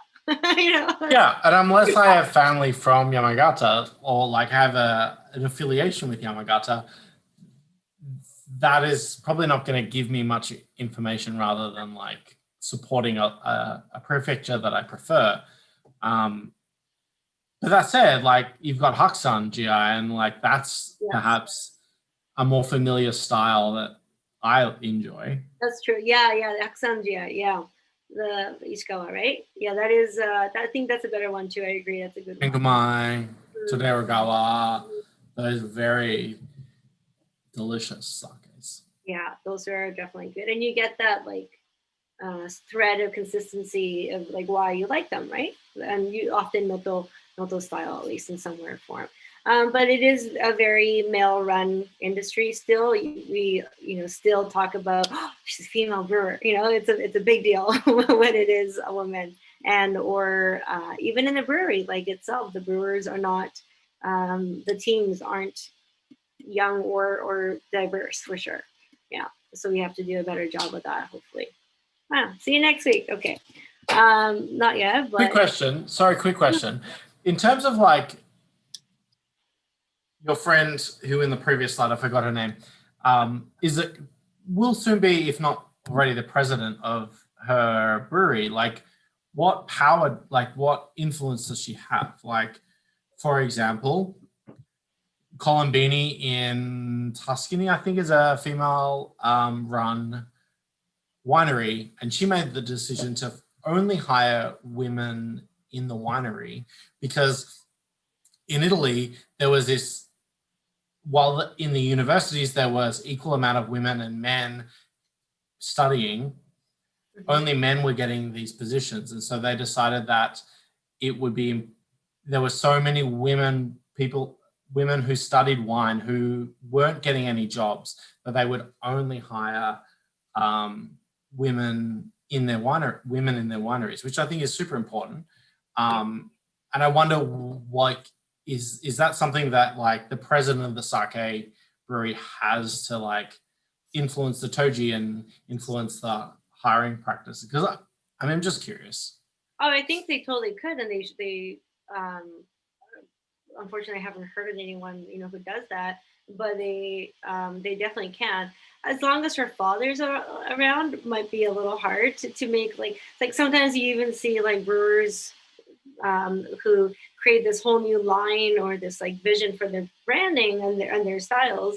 And then there's this one sake that's just like, oh, that's from your dad's line, isn't it? And like your dad, someone's dad probably refused to give up that sake, because it's like, I have clients for that too, So I think that stays sometimes.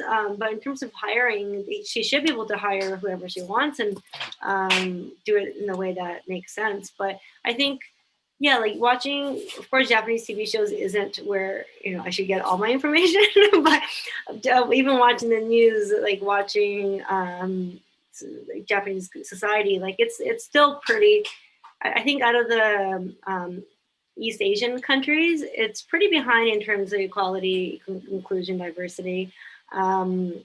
Yeah, like getting married is still such a big topic. How old you are. So I admit I like scream at the TV more than. Yeah, I would scream at the TV too.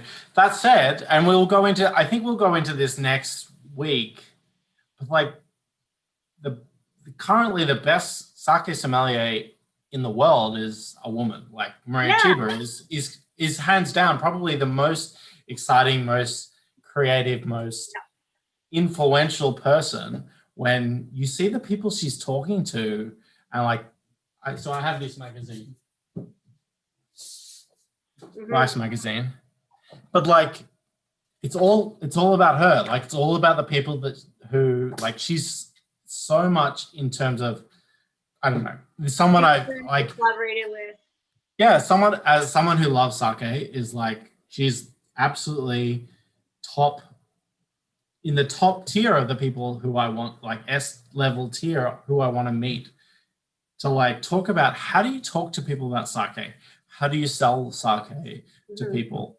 Because even though she probably serves a lot of Japanese people in her little sake bar in Ibisu, she's still trying to push the boundaries. She's still trying to like convince them of something outside of their comfort zone, which is exactly what, even in Canada, or even in like my small wine shop in Toronto, is kind of what I'm still trying to do, is trying to push people outside of their comfort zone to try something new, even if it is, a junmai from Masumi that's, which is pretty basic in terms of the sake world.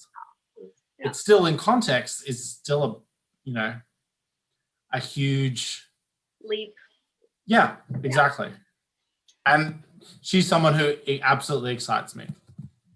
And she's Maria Chiba. Yeah. And her Instagram is great. And she's got like,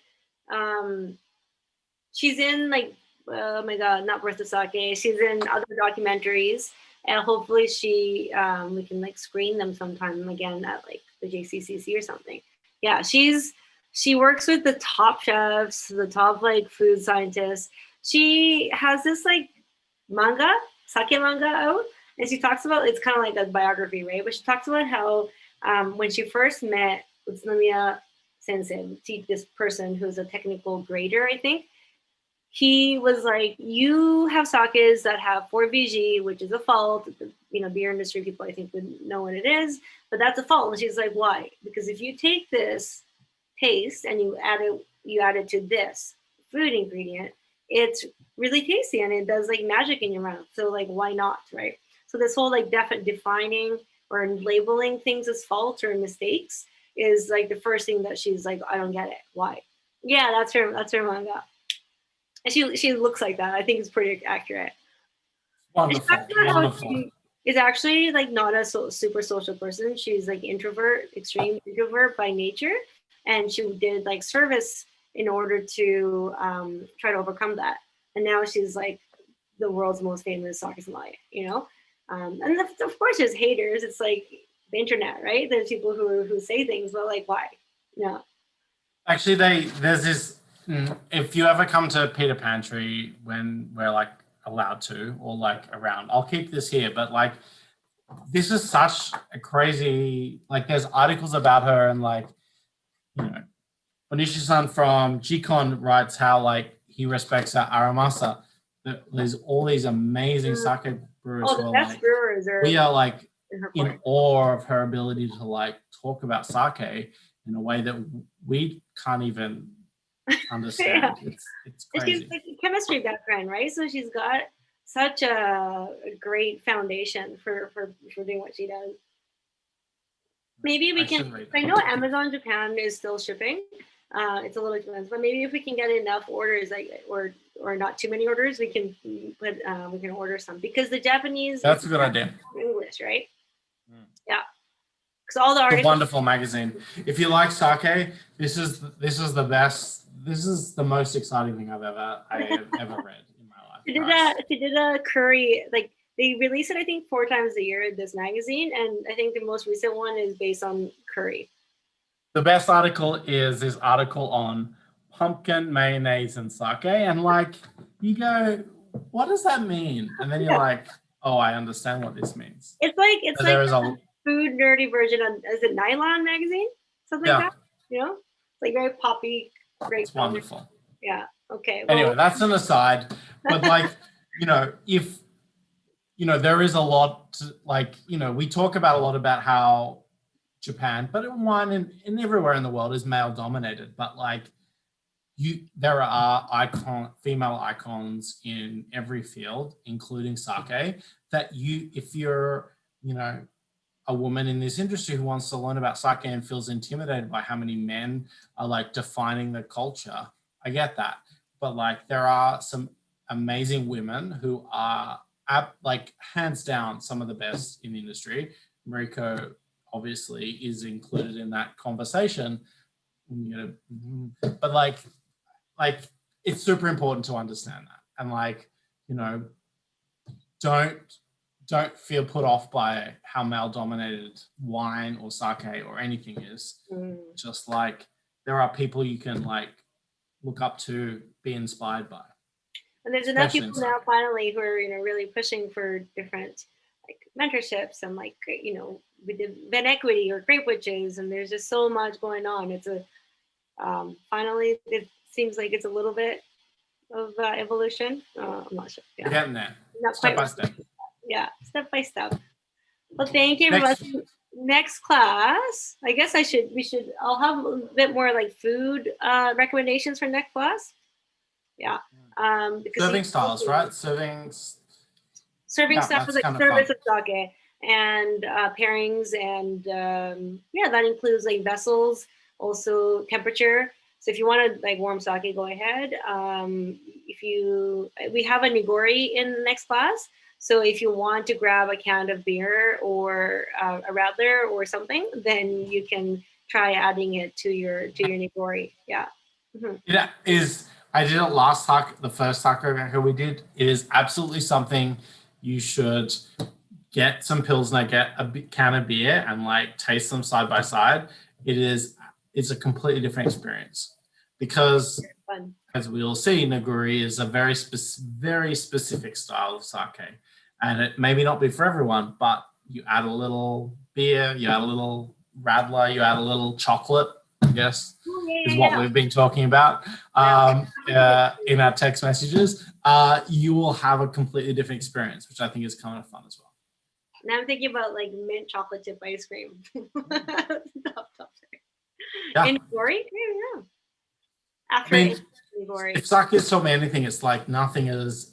Just try everything. Yeah, nothing's off the table. And that's what Maria-san, like, you know, she really pushes for, right? Like, it's like, why is it off the table? Like, why can't you do that?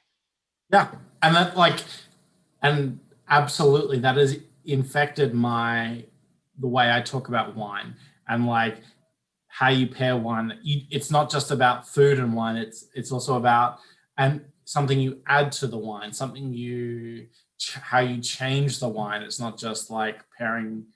It's not just as pure as pairing a dish and a glass of wine or a glass of sake. You can all change what's in the glass.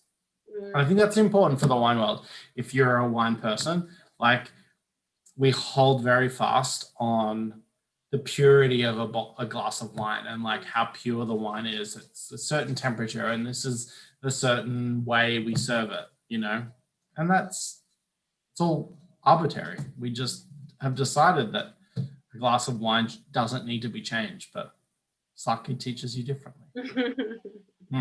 Life lessons. Yeah, absolutely. Mariko, thank you very much. I learned so much again. Thanks, Nick. Sorry, I called you plural for some reason. Yeah, that's fair. That's fair. I haven't had that much. So, I mean, we already had a Zoom call this today already. So this is the second time you've seen me. Yeah. Everyone, have a lovely evening. Have a lovely night. We'll see you next week for the last Hakko Gakko. Hiya. And we'll have some great food and we'll have a little feast together and we'll share some fun stuff and we'll just talk more about sake.